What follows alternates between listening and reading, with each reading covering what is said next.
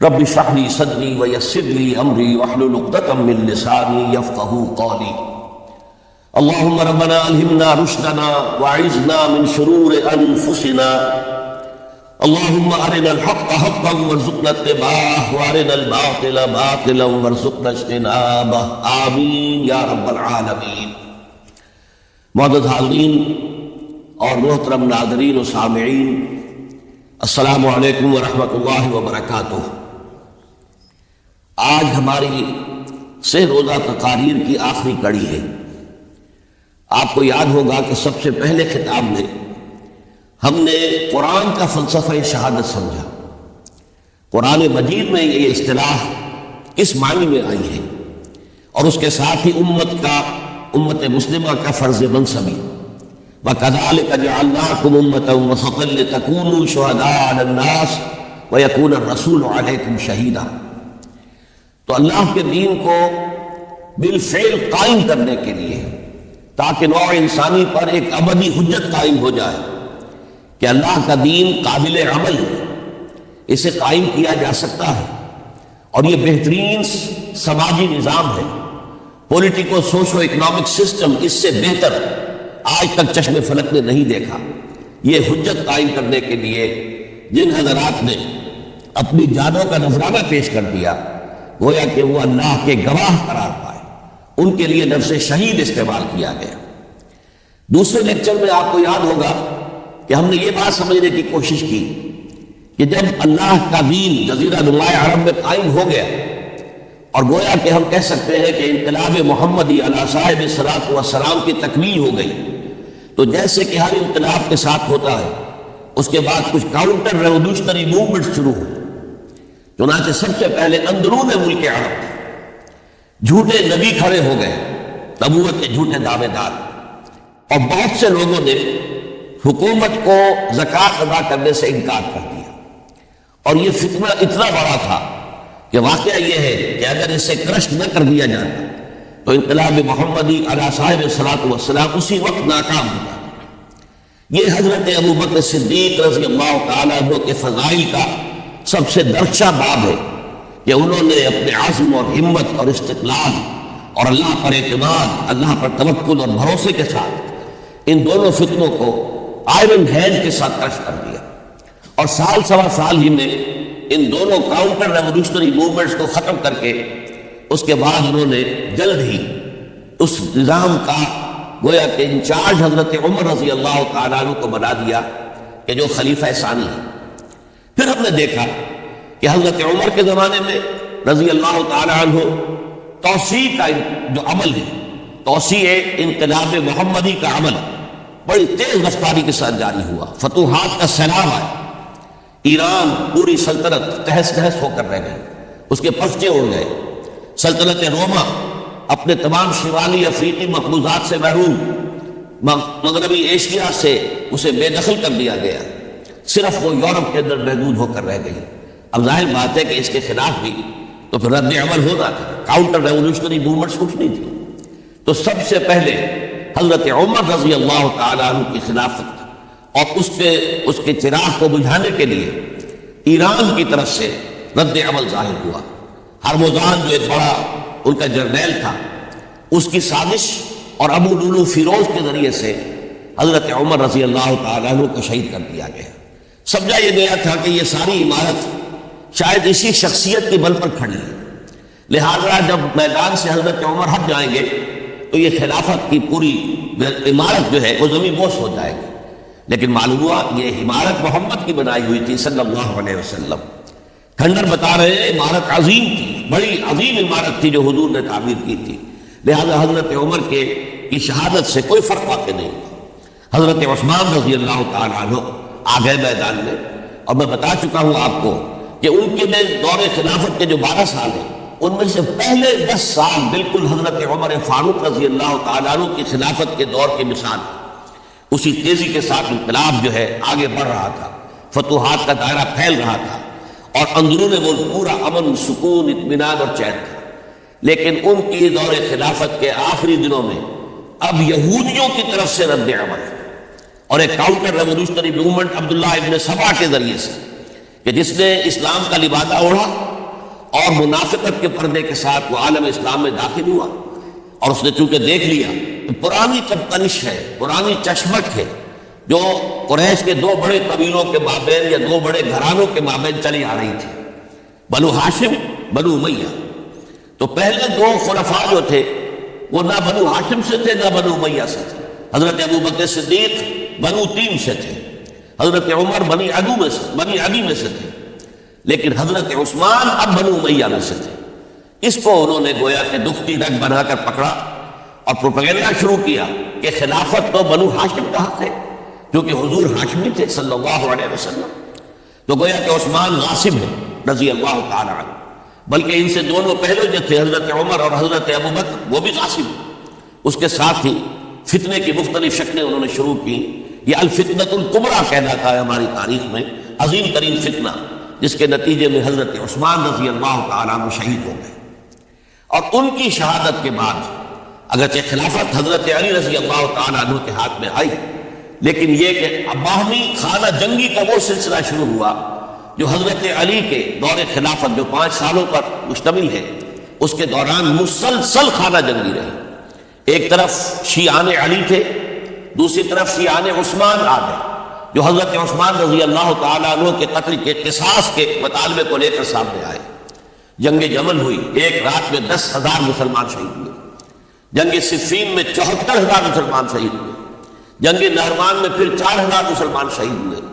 یہ شہادتیں جو چل رہی تھی، یہ کس لیے چل رہی تھی کہ جو بھی عمارت خلافت کی قائم ہوئی تھی اب اسے قائم رکھا جائے، اغیار کی طرف سے جو سازشیں ہو رہی ہیں، جو حملے ہو رہے ہیں، اسے ختم کرنے کے لیے ان کا مقابلہ کیا جائے۔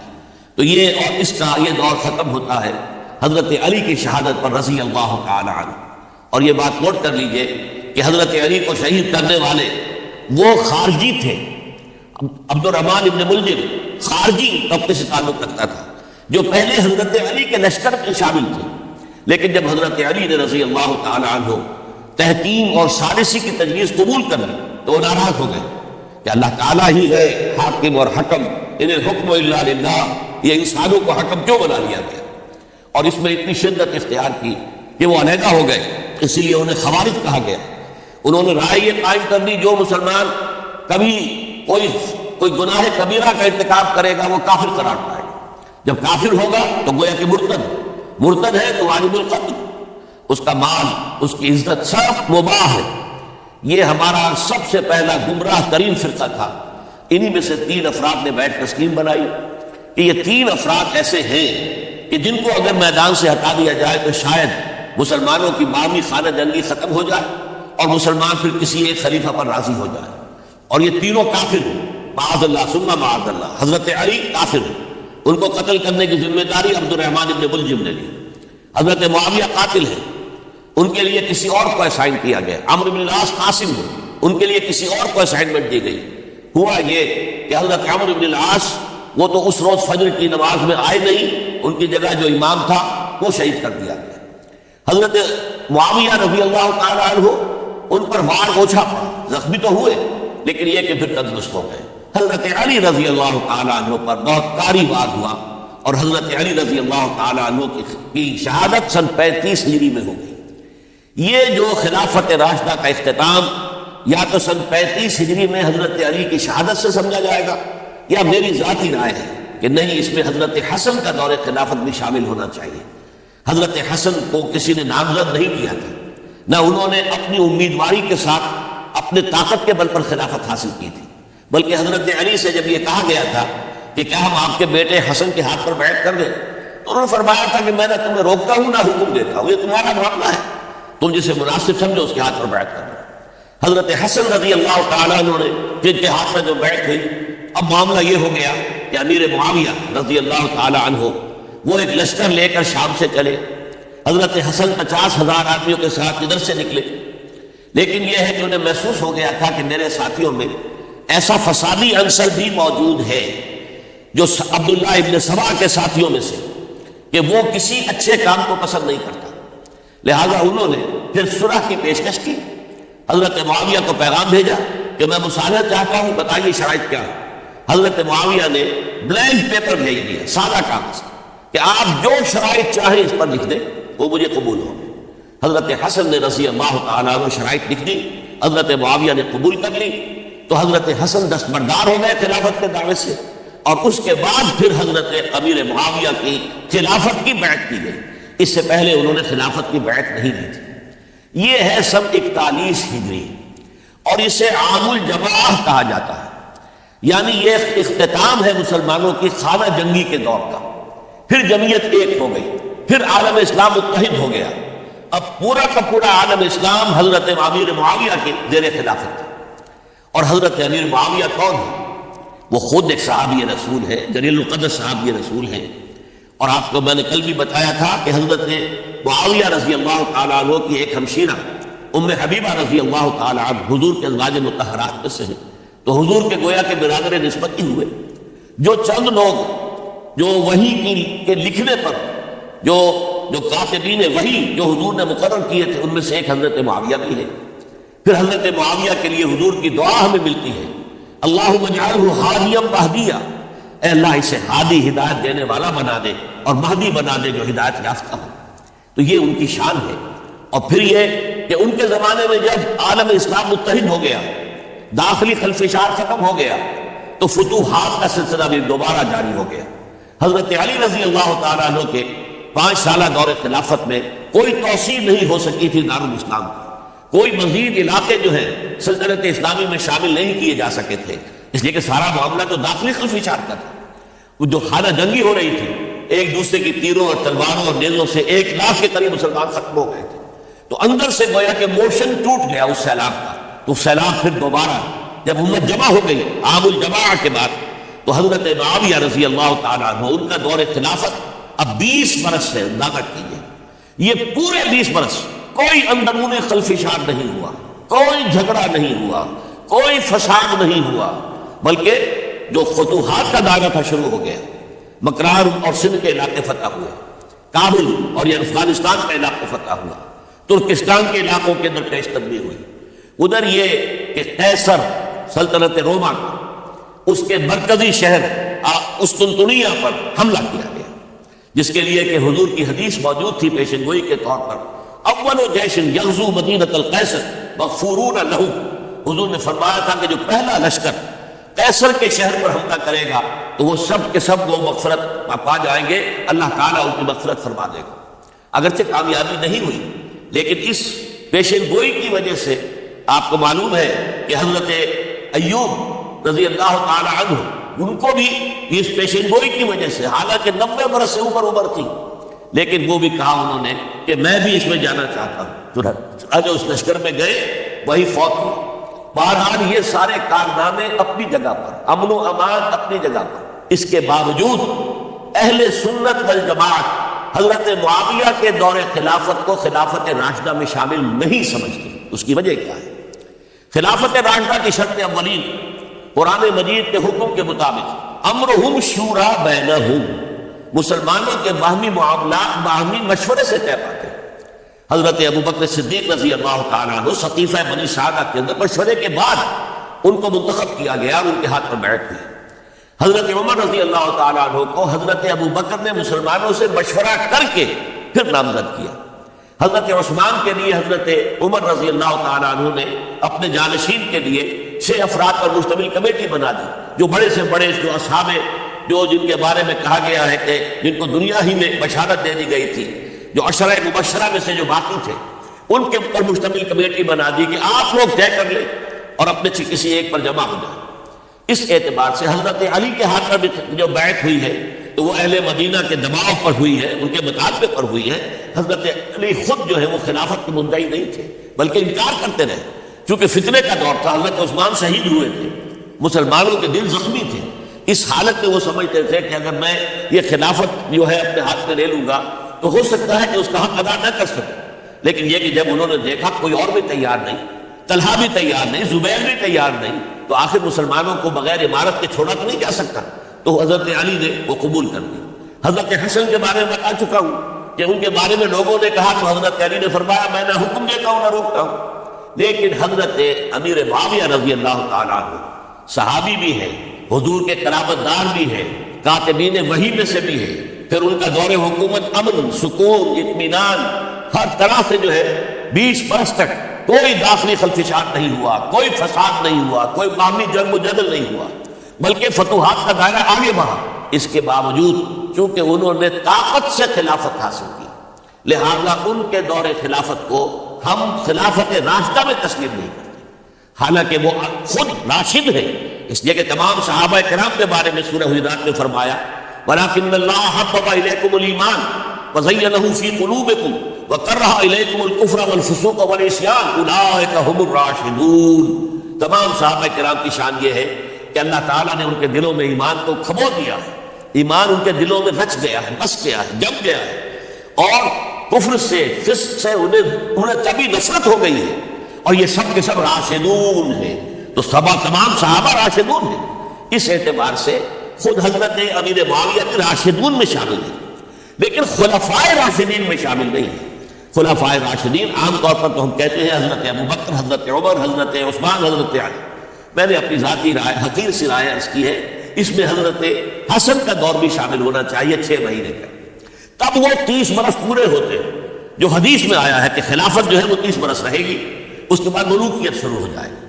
تو ملوکیت کا پہلا قدم یہ تھا کہ حضرت معاویہ نے طاقت سے بزور خلافت حاصل کی، اس لیے ان کو خلیفہ راشد ہم نہیں کہتے۔ البتہ یہ ضرور ہے کہ ان کا دور بہت پرسکون دور تھا۔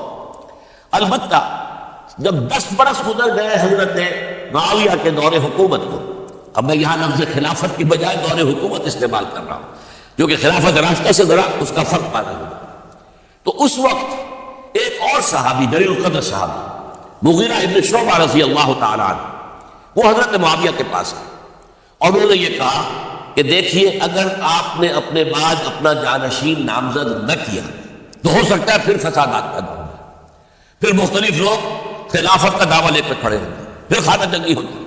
5 برس کی خانہ جنگی میں 1 لاکھ سے زیادہ مسلمان شہید ہو چکے ہیں، قتل ہو چکے ہیں، ہلاک ہو چکے ہیں، اب دوبارہ وہی دور نہ آ جائے، لہٰذا آپ اپنا جانشین نامزد کر دیجیے۔ امیر معاویہ ریلیکٹنٹ تھے، لیکن انہوں نے دلائل دیے، دلائل مضبوط تھے۔ انہوں نے کہا کہ اب کے بارے صحابہ دنیا سے رخصت ہو چکے، وہ جماعت کہ جن کی تربیت اور تزکیہ، جن کی تعلیم حضور نے خود کی تھی اور ان کو اندر سے پاک کر دیا تھا، ان کی نیتیں بالکل پاک ہو چکی تھی، کوئی نفسانیت ان میں نہیں رہی تھی، وہ جماعت اکثر و بیشتر اب ختم ہو چکی، فوت پا چکے، وفات ہو چکی۔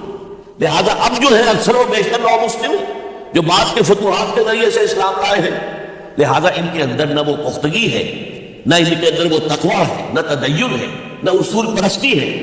اسلام کی پوری تعلیمات جو ہے وہ ان کے وجود کے اندر، ان کے شعور کے اندر گہری اتری ہوئی نہیں ہے، لہذا اب صورتحال وہ نہیں رہ سکے گی جو حضرت ابوبکر یا حضرت عمر یا حضرت عثمان یا حضرت علی کے زمانے میں تھی، لہذا آپ نامزد کیجیے۔ یہ بھی بتا دوں کہ مغیرہ ابن شعبہ کون تھے رضی اللہ تعالیٰ۔ نمبر 1 یہ ہے کہ یہ اصحاب شجرہ میں شامل ہیں، جن 1400 یا 1800 افراد نے حضور سے بیعت کی تھی صلح حدیبیہ سے متصل قبل، اس درخت کے نیچے بیٹھ کر، جس کے بارے میں سورہ فتح میں فرمایا گیا کہ لقد رضی اللہ عن المؤمنین اذ یبایعونک تحت الشجرہ، اللہ ان تمام اہل ایمان سے راضی ہو گیا جو اے نبی صلی اللہ علیہ وسلم آپ کے دست مبارک پر بیعت کر رہے تھے اس درخت کے نیچے، ان میں سے موجود، ان میں یہ مغیرہ ابن شعبہ ہے۔ پھر مغیرہ ابن شعبہ وہ ہے کہ حضرت علی اور امیر معاویہ ان کے درمیان جو خانہ جنگی ہوئی اس میں ہمیشہ حضرت علی کے ساتھ رہے، حضرت علی کے ہی وہ سپورٹر تھے، ان کے ساتھ تھے۔ اس پہلو سے اچھی طرح سمجھ لیجئے کہ یہ نہیں ہے کہ وہ در حقیقت کو پہلے سے وہ امیر معاویہ کے ساتھی تھے، نہیں، لیکن اب جو صورتحال کو دیکھ رہے تھے، جہاں دیدہ انسان تھے، بہت بڑے سیاستدان تھے، جانتے تھے حالات کو، حالات کے نظر پر ان کا آپ تھا، لہذا انہوں نے یہ مشورہ دیا اور پھر امیر معاویہ نے اس مشورے کو قبول کر لیا اور یزید کی ولی عہدی کا اعلان کر دیا۔ یہ بالکل مڈل ہے، حضرت امیر معاویہ کے دور خلافت کا درمیان یہ 10 سال جب ہو گئے تھے حضرت امیر معاویہ کی خلافت کو یا حکومت کو، تب یہ معاملہ پیش آیا اور یزید کے ہاتھ پر یہ بیعت ولی عہدی تمام جو بھی مختلف گورنرز تھے ان کے ذریعے سے کہہ دیا گیا اپنے اپنے علاقے کے لوگوں سے بیعت لینا۔ یہ بیعت عام طور پر لوگوں نے کر دی، البتہ 5 شخصیتیں جو بہت نمایاں تھیں انہوں نے اس بیعت سے انکار کیا۔ ان میں کون تھے ذرا نوٹ کیجیے. حضرت ابو بکر فوت ہو چکے، ان کے بیٹے عبد الرحمن ابن ابی بکر. حضرت عمر فوت ہو چکے، ان کے بیٹے عبداللہ ابن عمر. حضرت زبیر فوت ہو چکے، ان کے بیٹے عبداللہ ابن زبیر. حضرت عباس فوت ہو چکے، ان کے بیٹے عبداللہ ابن عباس. حضرت علی شہید ہو چکے، ان کے بیٹے حسین ابن علی رضی اللہ تعالی عنہم اجمعین. یہ 5 جو امت کے بہت بڑے 5 افراد کے گویا کے وہ چشم و چراغ تھے ان گھرانوں کے، انہوں نے انکار کیا. اور ان میں خاص طور پر عبد الرحمن ابن ابی بکر نے یہ جملہ کہا کہ تم چاہتے ہو کہ قیصر و کسریٰ کی سنت پر عمل کرو کہ باپ کے بعد بیٹا حاکم بن جائے. یعنی ایک قدم تو خلافت کا نظام پہلے ہی نیچے اتر چکا. مشاورت سے تو حضرت امیر معاویہ کا بھی جو نسل ہوا ہے وہ مشاورت سے نہیں ہوا. ایک درجے میں وہ جو اللہ تعالیٰ کے رسول نے عمارت بنائی تھی شاندار، اس خلافت کا جو سیاسی نظام تھا اس میں ایک تو کڑی آ چکی زوال کی کہ ایک شخص نے طاقت کے ذریعے سے خلافت حاصل کر لی. اب اس کی اگلی کڑی لانا چاہتے ہو کہ قیصر و کسریٰ کے ذریعے سے، طریقے سے خاندان کے اندر، ایک قبیلے کے اندر یہ خلافت جو ہے، یہ حکومت جو ہے، نسل بعد نسل، باپ کے بعد بیٹا اور بیٹے کے بعد پوتا، اس کو ہم کبھی گوارا نہیں کریں. حضرت امیر معاویہ بہت دانشمند انسان تھے. انہوں نے ان 5 حضرات پر کوئی تشدد نہیں کیا، کوئی جبر نہیں کیا، بلکہ رہنے دیا. ٹھیک ہے یہ بیعت نہیں کر رہے، ابھی تو بیعت ولی عہدی ہے، کوئی حرج نہیں. لہذا کوئی جھگڑا، کوئی اس وجہ سے کوئی فساد، اس بنا پر کوئی جنگ نہیں ہوئی. 10 سال گزر گئے، یعنی 10 سال تک یزید ولی عہد رہا ہے. 10 سال تک. اور اس سوائے ان 5 بڑی شخصیتوں کے جو پوری امت تھی، عوام الناس تھے، ان سب نے اسے قبول کیا. یہ صورتحال اب جب پیدا ہوئی جب حضرت امیر معاویہ کا انتقال ہو گیا، یہ سن 60 ہجری ہے. اب سوال پیدا ہوا کہ وہ ولی عہدی کی بیعت اب بیعت خلافت میں منتقل ہو جائے گی. لہذا پھر یہ ہوا کہ سب لوگوں سے، سب گورنروں کو لکھ دیا گیا تمام صوبوں کے اندر کہ اپنے اپنے لوگوں سے بیعت لے لو. ظاہر بات ہے کہ وہاں کوئی ریفرینڈم نہیں ہوتا تھا، کوئی ووٹ نہیں ہوتے تھے کہ اس کی پرچیاں ڈالی جا رہی ہو، ایک ایک شخص سے رائے لینا نہیں ہوتی تھی. بلکہ اس وقت کی جمہوریت یہ تھی اور شورائیت یہ تھی کہ ڈفرینٹ کلینز ہیں، ڈفرینٹ فیملیز ہیں، ڈفرینٹ ٹرائبس ہیں، ان کے سردار، ان کے بڑے لوگ، ان کے اہم لوگ بیعت کر لیں تو گویا کہ سب کی بیعت ہو گئی. وہ ایک قبائلی نظام تھا اور اس میں یہ نہیں تھا نظام کے ووٹ بنے ہوئے ہوں اور اس کی پرچیاں ڈالی جا رہی ہوں. تو تمام عالم اسلام نے گویا کہ بیعت قبول کر لی اب یزید کی بحیثیت خلیفہ. اب وہ جو 5 آدمی تھے ان میں سے ایک فوت ہو چکے تھے، حضرت عبد الرحمن ابن ابی بکر رضی اللہ تعالیٰ عنہما، دونوں فوت ہو گئے، لیکن باقی 4 رہ گئے. ان 4 کو نوٹ کیجئے، یہ بڑا سینسٹیو ایشو ہے جس پر میں اب گفتگو کر رہا ہوں. ان 4 میں کون ہے؟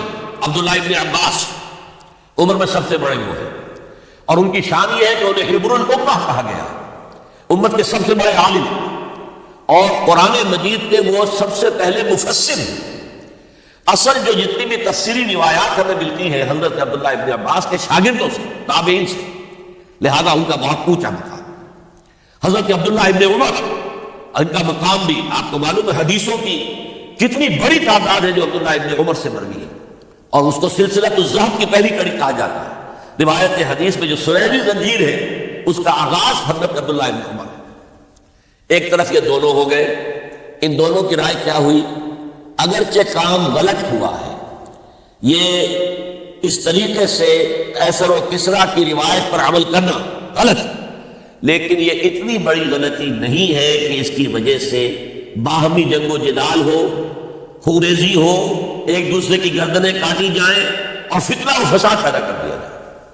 لہذا انہوں نے یزید کی بیعت کر لی. 2 حضرات رہ گئے، یہ نسبتاً نوجوان ہیں. ان دونوں کی پیدائش ہجرت کے بعد ہوئی. ہجرت کے بعد پہلا بچہ جو مہاجرین میں پیدا ہوا ہے وہ عبداللہ ابن زبیر ہے. بلکہ کچھ عرصے تک مہاجرین میں جب کوئی پیدائش نہیں ہوئی تو وہ مدینہ کے منافقین نے کہنا شروع کر دیا تھا کہ یہ یہاں کے کمزور ہو گئے، نامرد ہو گئے، ان کی اولاد اب چلے گی نہیں. تو عبداللہ ابن زبیر جب پیدا ہوئے، اور آپ کو معلوم ہونا چاہیے وہ حضرت ابوبکر صدیق کے نواسے، حضرت عائشہ صدیقہ کے ہمشیرہ حضرت اسماء کے بیٹے ہیں عبداللہ ابن زبیر. اور زبیر بہت شجاع، بہت ہی بہادر انسان تھے. تو عبداللہ ابن زبیر کے اندر بھی وہی کیفیات تھی. انہوں نے کہا نہیں، اس غلطی کو ہم برداشت نہیں کریں گے. خورزی ہوتی ہے تو ہو، لیکن ہم اسلامی نظام کو نیچے اترتا ہوا نہیں دیکھ سکتے. جیسے کبھی حضرت ابو بکر نے فرمایا تھا ایبدل الدین وانا حی، کیا دین میں ترمیم اور تنسیخ کر دی جائے گی، دین کو بدل دیا جائے گا، دین میں تحریف کر دی جائے گی جبکہ میں ابھی زندہ ہوں، میں جیتے جی یہ نہیں ہونے دوں گا۔ حضرت عبداللہ ابن زبیر کی رائے ہوئی وی ہیو ٹو چیلنج، ہم مقابلہ کریں گے، ہم اسے پیسیولی قبول نہیں کریں گے۔ انہوں نے بیعت سے انکار کیا اور مدینہ چھوڑ کر مکے جا کر حرم کے اندر پناہ گزین ہو گئے۔ یہی معاملہ حضرت حسین بن علی رضی اللہ تعالیٰ عنہما کا تھا، وہ بھی نہایت شجاع، نہایت جری، نہایت بہادر۔ انہوں نے بھی کہا کہ یہ غلط قیصر و کسریٰ کی روایت جو شروع ہو رہی ہے اسے ہم نے رجسٹ کرنا ہے اور اسے ہم آگے نہیں چلنے دیں گے۔ ان پر بھی جب دباؤ ڈالا گیا کہ بیعت کرو تو وہ کچھ وقت مانگ کر کہ دیکھیے میں ایسا شخص نہیں ہوں کہ تنہائی میں علیحدہ کمرے میں بیٹھ کر بیعت کروں، جب عمومی بیعت کرو گے تم سب سے تو میں بھی آ جاؤں گا، اس وقت لوگ فیصلہ کریں گے۔ تو بس اس وجہ سے پھر وہ گورنر جو تھا اس وقت مدینے کا، اس سے اجازت لے کر آ گیا اور راتوں رات وہاں سے نکل کر وہ بھی مکے پہنچ گئے۔ تو اب یہ چار جو ہے دو گروہوں میں تقسیم ہو گئے، 2+2۔ دو کی رائے یہ ہوئی کہ بات غلط ہے لیکن اس کی بنا پر خوریزی، جنگ و جدال، جنگ آپس میں خوریزی کرنا یہ صحیح نہیں، بلکہ مصلحت اس میں ہے کہ اس کو قبول کر لیا جائے، پھر اللہ تعالیٰ کو بہتر حالات پیدا کرے گا اس کے ذریعے سے، تعلیم کے ذریعے، تلقین کے ذریعے سے، جیسے نبی اکرم صلی اللہ علیہ وسلم نے اتنا عظیم انقلاب برپا کیا تھا۔ ہم کوشش کریں گے کہ نظام حکومت کی اصلاح ہو جائے، لیکن اس وقت اگر ہم اڑ گئے تو پھر گویا خوریزی اور فساد اور باہمی جو جنگ ہے وہ شروع ہو جائے۔ اور دو حضرات کی رائے ہوئی کہ نہیں، ہمیں ہر صورت میں رجسٹ کرنا، خوریزی ہوتی ہے تو ہمیں جانے دینی پڑتی ہے تو دیں گے، ہم شہادت قبول کریں گے لیکن اس غلطی کو قبول نہیں کر سکتے۔ تو میں اس کے لیے عرض کر رہا ہوں یہ تیسری شہادتوں کا جو دور شروع ہوا ہے، پہلا شہادتوں کا دور حضور کا دور، دین کو قائم کرنے کی جد و جہد میں جنہوں نے جانے دی ہے۔ دوسرا دور اس دین کے خلاف جو کاؤنٹر ریولیوشنری موومنٹس آئی ہیں ان کو رفع کرنے کے لیے جانے دینا، ہزاروں صحابہ کی جانیں اس میں بھی گئی ہیں، وہ سیلمہ ابن کذاب ہو یا مانعین زکوٰۃ ہو، ان کے خلاف جو جہاد ہوا۔ پھر ظاہر بات ہے کہ حضرت عثمان رضی اللہ تعالیٰ عنہ کے بعد جو فساد ہوا وہ شہادتیں کیا تھی؟ اس دین کے نظام کو قائم رکھنے کے لیے انٹیکٹ رہے، دشمن اس کے اندر رکھنے ڈالنے میں کامیاب نہ ہو جائے۔ اب تیسرا دور وہ آ رہا ہے کہ جبکہ داخلی طور پر اس نظام خلافت کے اندر زوال شروع ہو رہا ہے، اس زوال کو روکنے کے لیے کہ وہ اپنی اصل جو خلافت کا نظام اللہ نے اور اس کے رسول نے دیا ہے اس کی بنیاد پر قائم رہے، لہذا ہم رجسٹ کریں گے اس تبدیلی کو اور میدان میں آ کر مقابلہ کریں گے۔ یہ حضرت عبداللہ ابن زبیر رضی اللہ تعالی عنہما اور حسین ابن علی رضی اللہ تعالی عنہما، اب ان دونوں میں ایک اختلاف ہے۔ حضرت عبداللہ ابن زبیر کی رائے یہ تھی کہ یہ مکہ ہے، یہ اللہ کا گھر ہے، یہ حرم ہے اور یہاں کے لوگ بہت سے برے اثرات سے ابھی تک بچے ہوئے ہیں، پاک ہیں، لہذا ہمیں یہاں رہنا چاہیے۔ اس کو مرکز بنا کر ظاہر بات ہے اسی مکے سے محمد رسول اللہ صلی اللہ علیہ وسلم نے دعوت شروع کی تھی، وہیں سے وہ پھیل کر جو ہے ایک عظیم انقلاب کی شکل اس نے اختیار کی تھی، ایک عظیم مملکت جو ہے حضور چھوڑ کر گئے تھے۔ تو ہمیں مکے میں رہ کر ہی اپنی تحریک شروع کرنی چاہیے، لیکن ادھر حضرت علی کے پاس پیغام آ رہے تھے کوفے سے، کوفہ چونکہ حضرت حسین کے پاس پیغام آ رہے تھے کوفے سے، چونکہ کوفے کو حضرت علی نے دارالخلافہ بنا لیا تھا اور وہاں سمجھا جاتا تھا کہ حضرت علی کے ہمدرد اور حضرت شیعان علی جنہیں ہم کہیں ان کے ساتھی ہم خیال یہ لوگ ہیں کثرت کے ساتھ، اور وہاں سے اب خطوط کا تاکہ شروع ہو گیا، آپ یہاں آئیے، ہم بے تاب ہیں، آپ کا استقبال کریں گے، آپ کے ہاتھ پر بیعت کریں گے، تاکہ یہ جو قیصر و کسریٰ کی سنت شروع ہو رہی ہے اس کو روکا جا سکے۔ وہ تانکہ بنا ہوا ہے خطوط کا۔ تو حضرت حسین رضی اللہ تعالیٰ عنہ نے فیصلہ کر لیا کہ میں کوفے جاؤں گا۔ حضرت زبیر روکتے رہ گئے کہ نہیں، کوفیوں پر اعتماد نہ کیجیے، یہ زبانی کلامی ساتھ دیتے ہیں، جب ڈنڈا چلتا ہے تو پھر یہ ہٹ جاتے ہیں میدان سے، ان پر اعتماد نہ کریں ہم، لہٰذا یہی مکے میں رہیں گے اور ہم دونوں مل کر ایک بڑی طاقت بن جائیں گے، اور یہ مکہ جو ہے ہمارے لیے حصار، یہ ہمارے لیے پناہ گاہ، یہاں سے اس دعوت کا آغاز کیا جائے۔ اب یہ افسوس ہے اسے اللہ کی مشیت سمجھا جائے، اللہ کی مرضی ہے، جو کچھ ہوتا ہے وہ تو بےعزت رب ہوتا ہے، اللہ اپنی مصلحتوں سے ہم سے زیادہ واقف ہے، ہم تو نہیں سمجھ سکتے۔ حضرت حسین نے فیصلہ کیا اور ڈٹ گئے اس فیصلے کہ میں کوفے جاؤں۔ اب یہ بھی بات قرآن مجید میں آیا ہے حضور سے خطاب کر کے فرمایا گیا فَإِذَا عَزَمْتَ فَتَوَكَّلْ عَلَى اللَّهِ، جب ایک مرتبہ آپ ایک ارادہ کر لیں تو پھر اللہ پر توکل کیجیے. پھر یہ نہیں کہ کبھی آگے کبھی پیچھے جاؤں یا نہ جاؤں، یہ نہیں، یہ تردد یہ نہیں، بلکہ یہ کہ فیصلہ کر کے ڈٹ جائیے، اس لیے کہ جو بھی نتیجہ ہے وہ تو اللہ کے ہاتھ میں ہے، لہذا اللہ پر توکل کیجیے. فَإِذَا عَزَمْتَ فَتَوَكَّلْ عَلَى اللَّهِ. لہذا سب نے سمجھایا حضرت حسین کو کہ آپ کوفے نہ جائیں. سمجھانے والوں میں حضرت عمر بھی تھے رضی اللہ، حضرت عبداللہ ابن عمر بھی تھے رضی اللہ تعالیٰ. اگرچہ کوئی قرابت داری جو ہے قریبی نہیں تھی، لیکن بہرحال امت کی ایک شخصیت، عظیم شخصیت تھے. سمجھانے میں سب سے زیادہ زور صرف کیا ہے حضرت عبداللہ ابن عباس نے رضی اللہ تعالیٰ عنہما. اور حضرت عبداللہ ابن عباس کون تھے؟ ایک رشتے سے حضرت حسین کے چچا، ایک رشتے سے حضرت حسین کے نانا. کیوں؟ حضرت علی اور حضرت عبداللہ ابن عباس چچا زاد بھائی ہیں. عباس کے بیٹے، ابو طالب کے بیٹے، عباس اور ابو طالب بھائی ہیں. تو یہ فرسٹ کزن تھے حضرت علی اور عبداللہ ابن عباس رضی اللہ تعالیٰ عنہ. لہذا انہوں نے جب کہا تو گویا کہ ایک چچا، ایک بزرگ سمجھا رہا. اور دوسرے رشتے سے حضور نانا تھے حضرت حسین کے، اور حضور بھی کزن تھے حضرت عبداللہ ابن عباس کے، چچا زاد بھائی. اس حوالے سے سمجھ لیجئے کہ حضور کے کزن نانا کے درجے میں آ گئے. تو یہ دو رشتے تھے حضرت عبداللہ ابن عباس کے، اور انہوں نے بڑی الہا و داری کے ساتھ، بڑی اپنے مقام سے نیچے اتر کر خوشامد کی ہے. حسین خدا کے لیے مانگا گیا، حسین خدا کے لیے مانگا گیا. حسین اگر جانا ہی ہے تو اپنے بال بچوں کو لے کر نہ جائے. جس طریقے سے تمہارے باپ حضرت علی رضی اللہ تعالیٰ عنہ کو کوفہ کے اندر ذبح کر دیا گیا، کہیں ایسا نہ ہو کہ تمہیں بھی تمہارے بال بچوں کے ساتھ ذبح کر دیا جائے.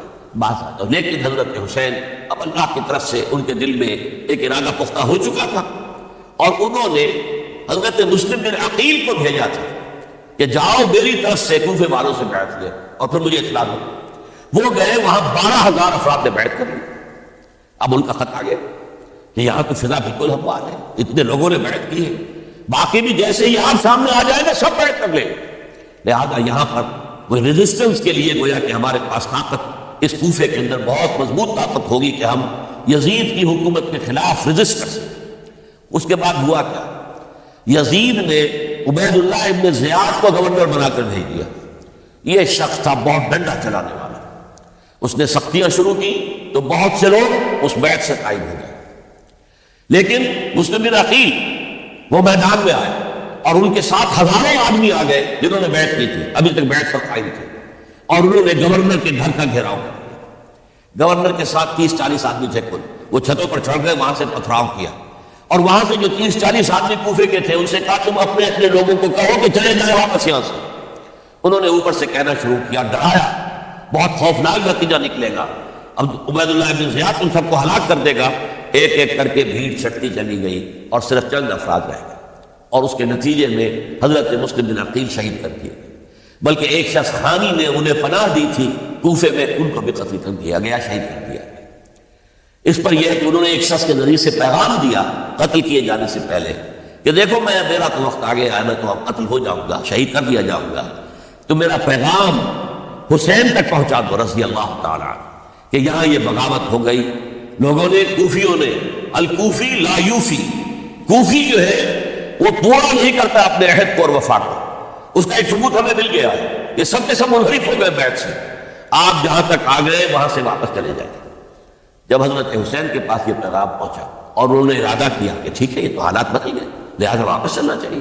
شاید عبداللہ ابن زبیر کی رائے ہی صحیح ہے، ہمیں مکے ہی میں بیٹھ کر کام کرنا چاہیے. لیکن اب جو ہے عرب کا ایک خاص مزاج ہے. حضرت مسلم بن عقیل کے بیٹے آڑے آ گئے، اب ہم اپنے باپ کے خون کا قصاص لیے بغیر نہیں جائیں گے. اور حضرت حسین رضی اللہ تعالیٰ وہ بامروت انسان، شریف النفس انسان، کیسے ممکن تھا غیرت مند غیور انسان وہ کیسے ان کی بات کو نہ کرتا تھا. لہذا اچھا چلو چلتے ہیں کوفے کی طرف. آگے بڑھتے چلے گئے، کربلا میں پہنچ گئے. جو کچھ وہاں ہوا پھر آپ کو معلوم ہے. اس میں یہ بات ہے پہلے 1000 کا لشکر بھیجا تھا عبید اللہ ابن زیاد نے، اس پر حضرت حسین رضی اللہ تعالیٰ عنہ نے جو باتیں کہی وہ کچھ اثر انداز ہو گئی. ان کا اثر جو تھا حر بن یزید تمیمی، وہ بعد میں حضرت حسین کا حامی ہو گیا اور حضرت حسین کے ساتھ ہی اس کو بھی شہادت نصیب. پھر دوسرے کو بھیجا عمرو بن سعد.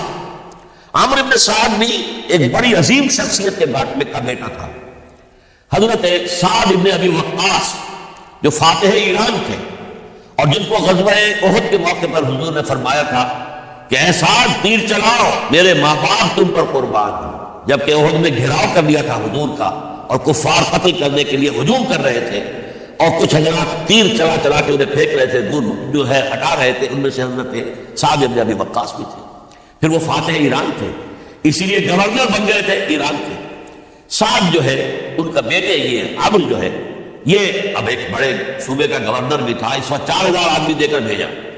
وہ بھی نرمی کرتا رہا، اس نے کوئی تشدد نہیں کیا. اس کے اندر بہرحال اپنے عظیم باپ کے خون کا کچھ اثر تھا.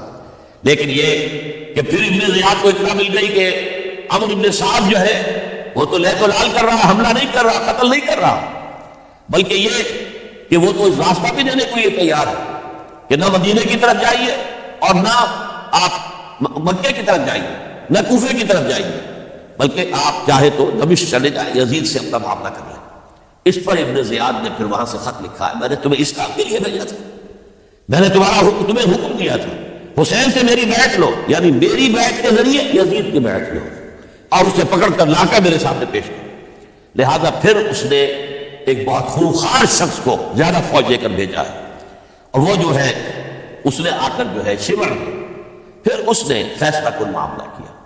حضرت حسین رضی اللہ تعالیٰ عنہ نے ان دنوں میں جو وہاں گزرے ہیں، جتنے بھی کوفی آئے ہوئے تھے نا، اکثر و بیشتر تو کوفے کے لوگ تھے، ان سے کہا کہ میں خود نہیں آیا، تم نے مجھے بلایا تھا. اے فلاں ابن فلاں، کیا تم نے مجھے خط نہیں لکھا تھا کہ آؤ؟ اے فلاں ابن فلاں، کیا تم نے مجھے پیغام نہیں بھیجا تھا کہ یہاں تشریف لائیے؟ اور دیکھو میرے پاس تمہارے خطوط موجود. وہ ایک تھیلا جس میں کہ خطوط ہے وہ ملا کے میدان میں رکھ دیا.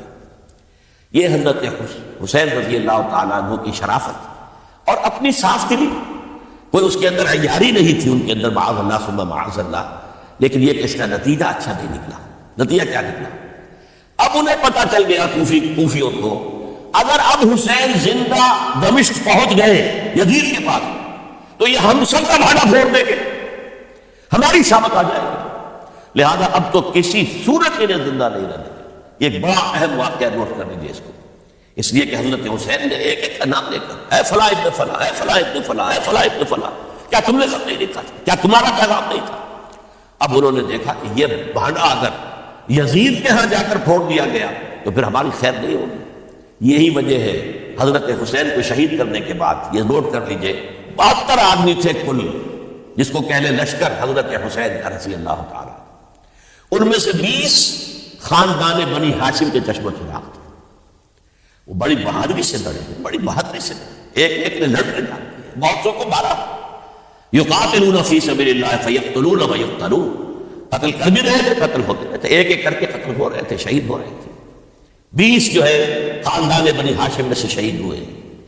حضرت حسین رضی اللہ تعالیٰ عنہ کا ایک بہت ہی انفنٹ چھوٹا بچہ وہ بھی شہید ہوا.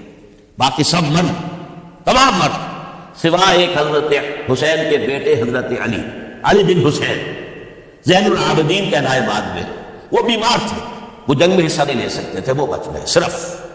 اچھا حضرت حسین شہید ہو گئے. یہ ہے 10 محرم الحرام سن 61 ہجری. کیا مطلب ہے؟ حضور کے انتقال کے ٹھیک 50 برس بعد سن 11 ہجری میں حضور کا انتقال، اور سن 61 ہجری میں حضور کے نواسے اور جن کے بارے میں حضور نے فرمایا سیدہ شباب اہل الجنہ، حضرت حسین شہید کر دیے گئے. اور اس کے بعد اس لشکر نے خیموں کو آگ لگا دیا. یہاں نکتہ سمجھ لیجیے آگ کیوں لگائی. انہیں معلوم کہ ہمارے خلاف ڈاکومنٹری پروف موجود ہے وہاں پر، وہ ہمارے خطوط میں تھیلے وہاں موجود ہیں، اگر وہ باقی رہ گئے تو ہماری شامت آ جائے گی، ہمیں کون بچائے گا. ورنہ ظاہر بات ہے کہ اگر تو دشمنی کے انداز میں بات ہوتی تو خواتین کی بھی بے حرمتی کی گئی ہوتی، لیکن نہیں، کسی نے، ظاہر بات ہے کہ خانوادہ نبوت کہ کسی خاتون کی بے حرمتی نہیں کی، قطعاً نہیں کی، قطعاً نہیں کی، قطعاً نہیں کی. لیکن خیمے جلانا ان کی ضرورت تھی تاکہ وہ ریکارڈ جو ہے ان کا وہ تلف ہو جائے، سارے خطوط جو ہے وہ جل جائیں تاکہ ان کے خلاف ثبوت باقی نہ رہے. یہ عظیم سانحہ کربلا ہے. اب چونکہ یہ ہماری تاریخ کے ان واقعات میں سے ہے جس پر بہت کچھ اختلافات ہیں، مختلف گروہوں کی تعبیرات بہت مختلف ہیں۔ ایک طرف اہل تشیع کا اپنا بیان ہے، دوسری طرف اہل سنت کا ایک اجماعی بیان ہے، تیسری طرف کچھ ایسے لوگ پیدا ہو گئے جو حضرت حسین رضی اللہ تعالیٰ عنہ پر الزام لگا رہے ہیں اہل سنت میں سے کہ وہ تو حکومت کے طالب تھے، وہ اقتدار کے خواہش مند تھے، واجب القدر تھے۔ معاذ اللہ ثم معاذ اللہ ثم معاذ اللہ۔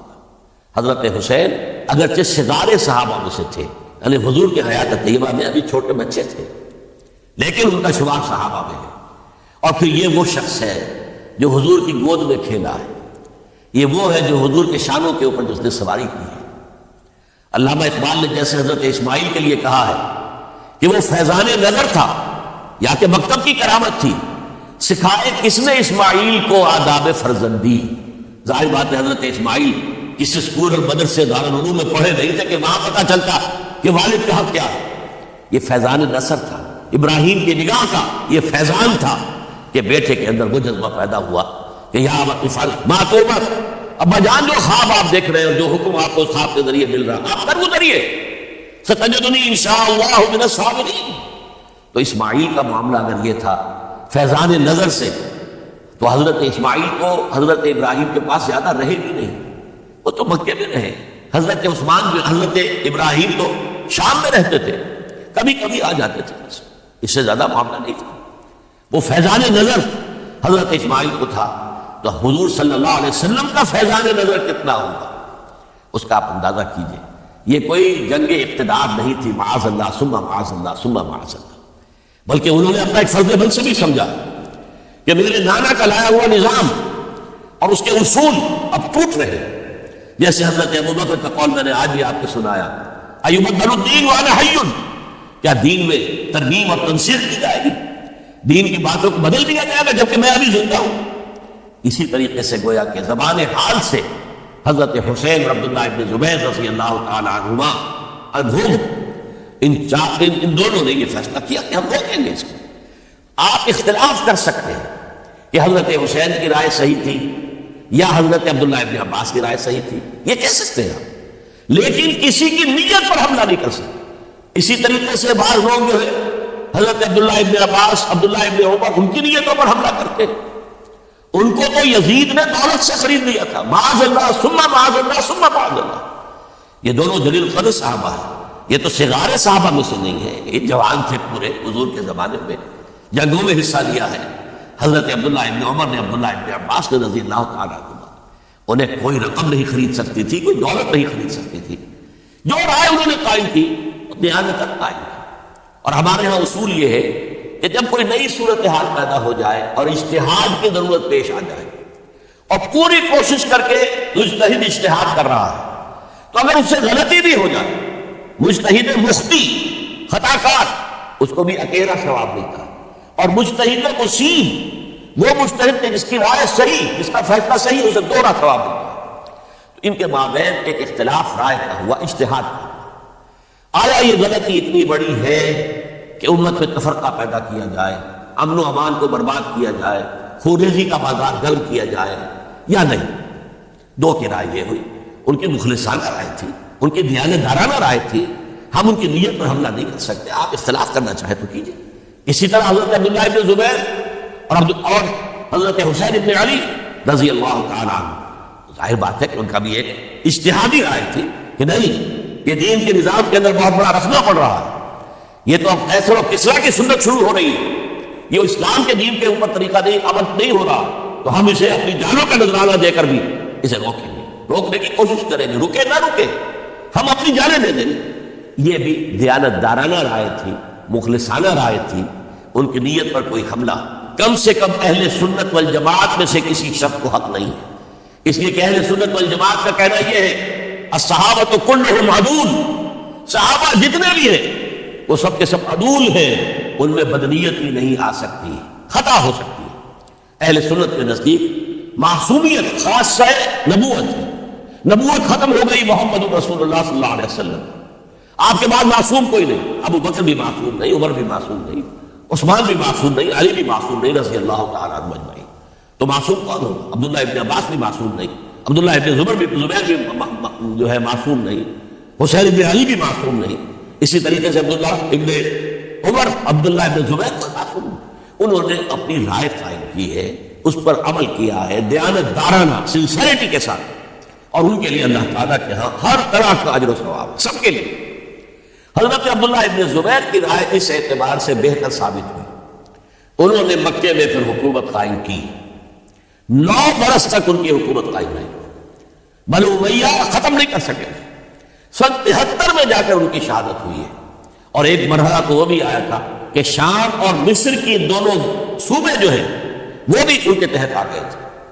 تو واقعہ یہ ہے کہ اگرچہ حضور نے ہمیں منع کیا ہے کہ کبھی یہ نہ کہا کرو کہ ایسا ہوتا تو ایسا ہو جاتا، نہیں، جو ہوا اللہ کی مرضی سے ہوا، اللہ کے اذن سے ہوا۔ حدیث کے الفاظ ہے ان کلمۃ لو تفتح عمل الشیطان، یہ جو لو کاش یہ ہو جاتا، کاش یوں ہو جاتا تو بڑے اچھے نتیجے نکلتے، یہاں سے شیطان کا عمل شروع ہو جاتا۔ ورنہ واقعہ یہ ہے کہ دل سے یہ بات نکلتی ہے، اگر حضرت حسین اور عبداللہ ابن زبیر یکجا ہو جاتے اور مکے کو اپنا مرکز بنا کر جو عظیم مقصد انہوں نے اپنے سامنے رکھا تھا کہ یہ جو روایت غلط آ رہی ہے اسلام کے دینی سیاسی نظام کے اندر، اس کو ہم روکیں گے، تو اللہ تعالیٰ انہیں کامیابی عطا فرما دیتا۔ لیکن یہ پھر ہم کہیں گے ما شاء اللہ کان وما لم یشاء لم یکن، جو اللہ نے چاہا وہ ہوا، اور جو اللہ نے نہیں چاہا وہ نہیں ہوا۔ حضرت حسین کو وہ عظیم شہادت اللہ نے دینی تھی، وہ اونچا مقام عطا کرنا تھا، اور پھر ان کی عظیمت، ان کا صبر، ان کا ثبات، ان کا استقلال، معلوم ہوا کہ اللہ تعالیٰ نے انسانوں کے اندر کتنی کچھ طاقت رکھی ہوئی اور کتنی کچھ صلاحیت اللہ نے بدیت کی، وہ جس طرح ڈٹے رہے، کھڑے رہے۔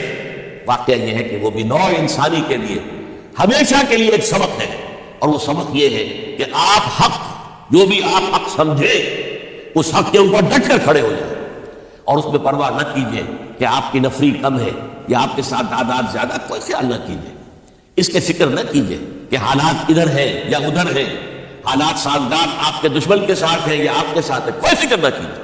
حق حق ہے، اس کا ساتھ دینا لازم ہے، اس کے لیے جان دے دینا یہ سب سے بڑی کامیابی ہے۔ وَلَا تَقُولُوا لِمَن يُقْتَلُ فِي سَبِيلِ اللَّهِ أَمْوَاتٌ، ہرگز نہ کہنا ان کو جو اللہ کی راہ میں قتل ہو جائیں کہ وہ مردہ ہے، بل احیاء، وہ تو زندہ ہے، ولکن لا تشعرون، تمہیں شعور نہیں ہے۔ وَلَنَبْلُوَنَّكُمْ، اب یہ تمام مسلمانوں سے خطاب ہو رہا ہے، ہم تمہیں لازماً آزمائیں گے، بِشَيْءٍ مِنَ الْخَوْفِ، خوف سے، وَالْجُوعِ، اور بھوک اور فقر و فاقے سے۔ حضرت حسین اور ان کے ساتھیوں کو پیاس کے ذریعے سے آزمایا گیا، حالانکہ دریا دور نہیں ہے لیکن پانی بند کر دیا گیا، کیسی کیسی شدت اور کیسے کیسے سخت حالات کا سامنا کیا، لیکن جھکے نہیں، گردن نہیں جھکی، ڈٹے رہے اپنے موقف کے اوپر۔ وَلَنَبْلُوَنَّكُمْ بِشَيْءٍ مِنَ الْخَوْفِ وَالْجُوعِ وَنَقْصٍ مِنَ الْأَمْوَالِ وَالْأَنفُسِ وَالثَّمَرَاتِ، اور ہم تمہیں جانی اور مالی نقصانات کے ذریعے سے آزمائیں۔ وَبَشِّرِ الصَّابِرِينَ، اور اے نبی بشارت دے دیجئے صبر کرنے والوں، الَّذِينَ إِذَا أَصَابَتْهُم مُّصِیبَةٌ، وہ کہ جن کو اگر کوئی مصیبت آئے، ان پر نازل ہو جائے، قالوا، تو وہ کہیں گے اِنَّا لِلَّهِ وَإِنَّا إِلَيْهِ راجعون، ہم اللہ ہی کے ہیں، اللہ ہی کی طرف ہمیں لوٹ جانا ہے۔ اولئک علیہم صلوات من ربہم ورحمہ، یہ ہے وہ جن پر ان کے رب کی طرف سے صلوات ہے، درود ہے اور رحمت ہے، واولئک هم المہتدون، اور یہی ہدایت یافتہ ہے۔ اللہم ربنا اجعلنا منہم، اللہم ربنا اجعلنا منہم، میرے اور آپ کے لیے سبق یہ ہے، صرف حضرت حسین کا کوئی دن منا لینا یہ نہیں، ٹھیک ہے یاد تازہ کیجئے، بہت اچھی بات ہے، لیکن اس کا نتیجہ یہ نکلنا چاہیے کہ اگر حضرت حسین نے اپنی ہی نہیں، اپنے خاندان کی، اپنے اعزاء و اقربا کی، اپنے ساتھیوں کی جانوں کی قربانی پیش کر دی حق کے لیے، تو ہمیں بھی فیصلہ اور سبق یہ دینا چاہیے کہ ہمیں حق کا ساتھ دینا ہے، ہر چیز آباد، چاہے اس کے نتائج کچھ بھی نکلے۔ اقول قولی ھذا واستغفر اللہ لی ولکم ولسائر المسلمین والمسلمات۔ جسے دیکھ لی ہو جنتی وہ نبی کے در سے گزرے، وہ جدھر جدھر سے گزرے یہ ادھر ادھر سے گزرے۔